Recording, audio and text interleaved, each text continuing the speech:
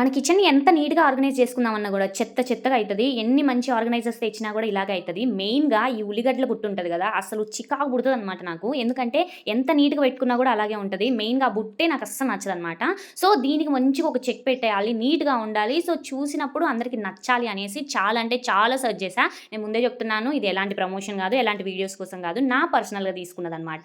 అసలు ఎంత సెర్చ్ చేశానంటే చూస్తే అన్ని ఆర్గనైజర్స్ కూడా చాలా రేట్లున్నాయి. కానీ మన బడ్జెట్‌లో రావాలి అనేసి చూస్తే 350లోనే నాకైతే వచ్చింది. కానీ ఇప్పుడు ఇది ప్రైస్ డ్రాప్ అయిందనమాట.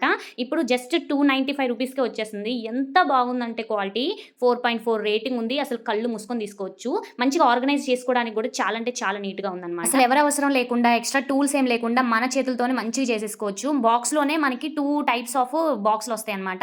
సో, ఒక నెట్, సెకండ్ నెట్ ఇది కొంచెం పెద్దగా, అది కొంచెం చిన్నగా వస్తది. అండ్ స్టాండ్స్ పైనొచ్చే స్టాండ్ కూడా వాళ్ళే ఇస్తారు. మనకి మాన్యువల్ చూస్తే అర్థమవుతదనమాట. ఫస్ట్ చేయడానికి నాకైతే ఇబ్బందయింది. కానీ చేసుకోవడం ప్రాసెస్ తెలుసుకున్నాక అసలు ఎంత బాగుందనిపించిందో. ఇక తర్వాత మా ఇంట్లోకి వెళ్లి ఆ బుట్ట అసలు తీసి పడేసి మంచిగా ఆర్గనైజ్ చేసుకున్నాను. చూసారు కదా ఎంత నీట్‌గా ఉందో. అండ్ స్పేస్ కూడా మంచిగా మిగిలిందనమాట. సో, దానికి చాలా డిఫరెన్స్ కానొస్తుంది కదా! ఆనియన్స్, వెల్లుల్లేనే కాదు ఫ్రూట్స్, పొటాటోస్, వెజిటబుల్స్ ఏదన్నా పెట్టుకోవచ్చు. మరి తెలుసు కదా! లింక్ అని కామెంట్ చేయండి. లేదా ఔట్ ఆఫ్ స్టాక్ వెళ్ళిపోతది. యూట్యూబ్‌లో అయితే కమ్యూనిటీ పోస్ట్‌లో ఉంటది.